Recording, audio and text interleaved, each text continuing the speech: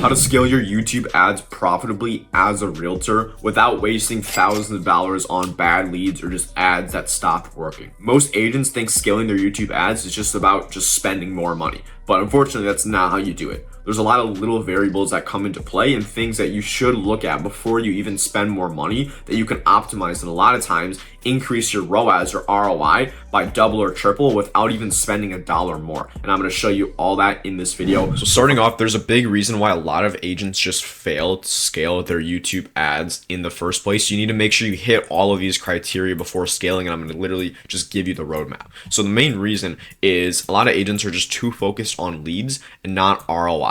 So what I look at, there's so many metrics that you can track, and I'm going to show you in a second. There's the click-through rate, the cost per lead, there's all of this stuff, but really all that matters is, hey, we're spending this much and it's costing us this much to actually acquire a listing, acquire a deal, whatever you are going for. So that's the first and the main, really the only metric. If you're going to track one of them, track the ROI, track your return on ad spend. So systematically, if you're putting in $10,000 to get one deal, that's probably not a great deal, right? But if you're putting in $2,000 and you're getting back 10 grand, 11, 12, 13 grand, then okay, if we spend $2,000, our ROAS is about 6 times or so. So we know if we just double that, we're going to be able to pretty much double the ROAS. It doesn't always scale systematically like that. It would maybe drop to like 5 or 4 with the ROAS. But if you're still positive, you put in $1, you get $5, $6, $7 back. I'm sure that's a good deal. You probably want to be doing that, right? So the big thing is I want to go over the importance of tracking the right metrics. The right metrics. Focus on the right metrics before you scale. Now, the main metrics that I want you to focus on. So number one is ROAS. So this is going to be the main one out of all of them. This is the number one metric right here, right? You need to know, hey, if we're putting in this much, we're getting this much out, but you also need to know if you're in the negative. Usually with YouTube ads, if you follow my videos, you're not going to be in the negative, because I show you exactly how to do it and what works. So, but the first and really the most important metric you want to track is ROAS. Now, coming in second, the second thing you want to be looking at is your cost per lead. So cost per lead is how much you're paying to actually bring in a lead, how much a lead costs to you. Now, it's different. It's going to be different on every platform, every market. So it's tough to give a perfect analogy or a perfect number, I should say. But the way you calculate your cost per lead, and I learned this from a mentor, is you take your GCI, what you take home per deal. So let's say you take home $10,000 per deal in GCI. Now, what you're going to do is you're going to see what a 10 times ROAS looks like, or 10 times ROI. So you have a 10 times ROAS and you have a 7 times ROI. Right? So what you're going to do then is you're going to multiply this number by 0.1. So this is 0.1 because that's 10 times, and this is 0.7. So you're going to multiply it by 0.07 to see what it would be like to get those numbers. So you're going to get a number. This is going to come out to 1,000. So if you put in $1,000, you're going to get 10,000 back. This is going to come out to, I don't know specifically, let's just say $1,250, just to get a number. Now, once you have those numbers, make this cleaner. Once you have those numbers, okay, this is going to be our cost per acquisition for a 10 times ROI. This is our cost per acquisition for a 7 times ROI. Now, the last thing you're going to do is multiply it by your conversion rate. So the conversion rate, with YouTube, it's going to all depend on all the platforms. It's going to depend on how many qualifying questions you have, how good you are at following up with the leads, how good you are, what your process looks like for actually calling the leads, right? Those are all going to have an impact on the conversion rate. But typically with YouTube, and what you want to do with this is use conservative numbers. So let's say conservatively, your conversion rate is 5%. So what you're going to do is multiply 1,000 by 5% and multiply 1,250 by 5%, and you're going to get a range of your cost per lead. So this is your range right here of your cost per lead. You're going to see, hey, we can spend this amount to this amount, and this is our target cost per lead, and that's how you can find what your cost per lead is in your market. And I do this for every agent I work with, because it wouldn't make sense if the cost per lead in Miami is $150. I still wouldn't be worried about that if we're dealing with $3 million condos and penthouses, right? So it's all relative, and that's why you need to figure out what it looks like in your market specifically. Now, the other metric you can look at is click-through rate, so the number of people clicking through to your ad. And really, these are the main ones you need to look at. Number one, ROAS. 2, cost per lead. And 3 is a click-through rate. You don't really need to focus on this much, but if your click-through rate's really, really low, like below like 0.06 or below 0.6, that's not great. Ideally, we want to stay close to 1%. But having said that, I do have agents where we're under that by we're in like the point 7 or 0.07 or so. Point 0.7. We're in like the 0.7, 0.8 range, and the ads are still doing well because the cost per lead is still intact. Same with the ROAS, right? And that's what's most important. But those are the main metrics you need to know exactly before you scale. Specifically, the ROAS and the cost per lead. You know what it costs you to get a lead and what your average return on ad spend is, because then basically what you can do is just reverse engineer. Hey, so if our conversion rate's 10%, it costs us this much for a lead. This is our ROAS. This is how much we need to spend. But really, you can eliminate all that by just tracking the ROAS and knowing that number. Now, after that, I'm going to show you how it's a bit different from scaling on Facebook or Google PPC compared to YouTube. So first of all, with YouTube, creative is king. So scaling always depends on a strong video hooks and the amount of people actually watching your video. So as opposed to the other platforms, it's much easier to scale with like static images on Facebook because you can just use AI. And same with Google search ads. These are so easy to scale.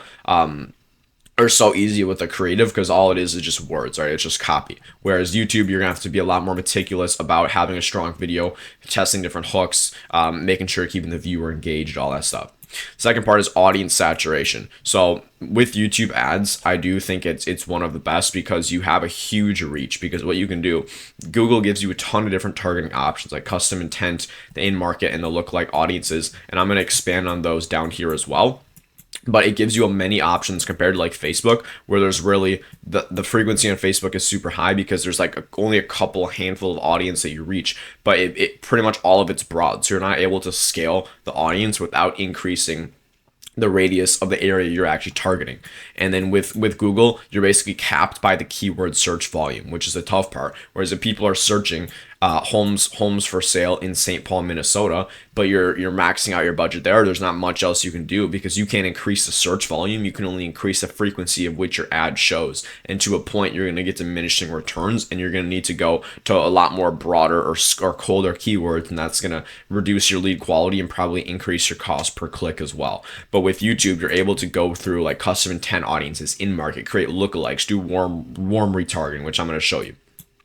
Now the algorithm budget scaling is a lot smoother on YouTube. Like you can go ahead and just increase the ad spend, whereas like on Facebook, it basically resets the learning phase. The ads are going to fatigue quickly.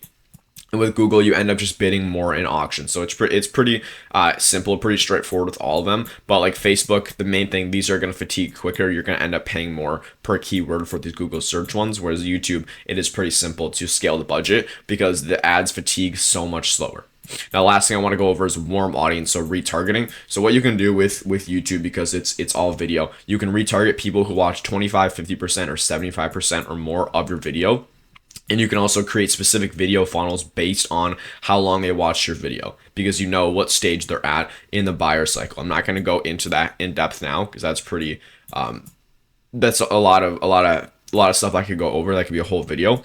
But the main thing is like with Facebook as well, you can retarget on all the platforms. I honestly recommend it, using all the platforms together to retarget, to create a retargeting strategy. They're all going to be pixel based.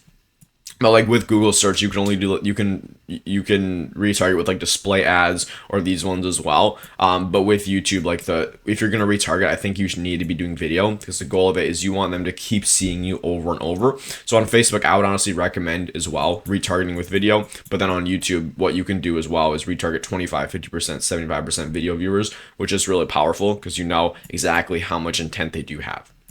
Now, after you understand how YouTube's different from the other platforms, the next part of it is basically how we're going to actually scale it up. The first part is creative testing. So what I mean by creative testing is, you see we have 5 different ads here, 5 different hooks. These are the same exact ads. The only difference in the ad is the hook. So the first thing that you want to do to scale is without increasing your budget at all. And this is why I have this first. Why not? If you were to just double, if you had a 0.5 click-through rate, your click-through rate was 0.5, right? But what happens if you just doubled your click-through rate from 0.5 to just 1%? Just a tiny marginal increase. You're technically doubling the number of people clicking on your ad just by tweaking the hook. So rather than going out and having to increase your budget, increasing your ad spend right away, why not just go double that by just going from 0.5 to 0.1? Like in this example, the click-through rate right here is 0.75. So what if we just increase this? We got it to 0.1. That's a 33% increase just by tweaking that in the entire ad campaign right there. Right, and all of these metrics will go down. You can do it with all these ads as well. You can see we can optimize all of these. But why not? Why not just test different creatives for completely free rather than going out and just spending more on ads, increasing the budget, when you can just go optimize something within it? And I'm going to go over as well, optimizing the funnel as well. But you see, all of these things are before we actually scale the ad spend. Now, the second thing you can do is expand your audience. So the three buckets of audience there's warm, there's a lookalike, and there's a cold audience. And I have another video breaking down all of these more in depth. But just to keep it simple, warm audience is going to be someone who's already viewed your content. They're already familiar with you. Maybe they've clicked on your channel. They've watched 25%, 50%, 75% or more of your ad. These are people who are already familiar with you. Now, a lookalike is what you can do is take all of your conversions, upload a list as well, and you can create a lookalike audience where Google is going to identify, hey, these are people who converted with you before. Now we're going to try to find people just like them. And that's where pixel conditioning comes in, which basically means the pixel you put on your landing page, or the tracking code through Google that you put on your landing page, is going to track, and it's going to start optimizing for whatever you want. So if it optimizes for booked appointments, when someone books an appointment on your calendar, Google is going to try to find more people like that, but you can also speed it up by just creating a specific lookalike audience of people who've already converted, people who've booked an appointment, people who are in your database, right? And that's going to be a little warmer as well. Now, the last part of it is cold. This is cold traffic. What I still recommend though with YouTube, the best part about it is it's technically cold, but compared to like Facebook, when someone's just scrolling around, they're not even interested in buying or selling a home. What we can do with YouTube is we can just expand our audience. We can just test different keywords. So if we're just targeting a homeowner looking to purchase a home soon, that's a really good audience you can go with for sellers. What we can do now is test a custom segment. So someone looking up how to sell my home fast, realtors near me, homes for sale near me, stuff like that. So you can just go ahead and test multiple different audiences. So if one fatigues, you can go ahead and just test another one. Because if you max out your warm audience, go test a lookalike, then go test a cold. And you can keep doing this just over and over and not letting your audience fatigue. Keep reaching new people, and you can also find which one works best in your market. Now, eventually you will have a cap, right? Because you just reach all the homeowners in your market, but that's where really the warm audience, the lookalike audiences come into play. But that's only if your market's really small. If you have a pretty decent sized market, then you're not going to have a problem with this. But that's the second thing you do, is just expand your audiences before you even scale the ad spend. Now, the last one you do before scaling the ad spend is just optimizing your funnel. So you can go through all these. We already talked about the YouTube ads, so optimizing the hook, the click-through rate, all that stuff. All of these like little marginal things. Now, I want to talk about the landing page as well. It's the same thing here. So with your landing page, let's say you're getting a 5% opt-in rate, which for YouTube it's usually around like 2 to 5%. It depends how many questions you ask, but that's typically what I see. Now, what if our landing page opt-in rate was 5%? Let's just say, to keep it simple. Now, what if we just got this to even 7%? If we basically, my math's not great, but we basically increase that by 45%, we're basically increasing the entire results we're getting by 45% just by going from 5 to 7% opt-in rate from our landing page, which is pretty crazy. But it all comes down to basically split testing. So what I recommend split testing is different headlines. You can do different images on your landing page. The main thing though is test headlines. You can go change one single headline, the words that they see, and it's going to basically drastically change the results. You get the click-through rate, the opt-in rate that you get from your landing page just by tweaking that small thing. So if you go tweak that again, even just these little marginal things add up huge, because it's go from 5 to 7, that's almost 50%. That's almost a 50% increase, right? Which is pretty crazy.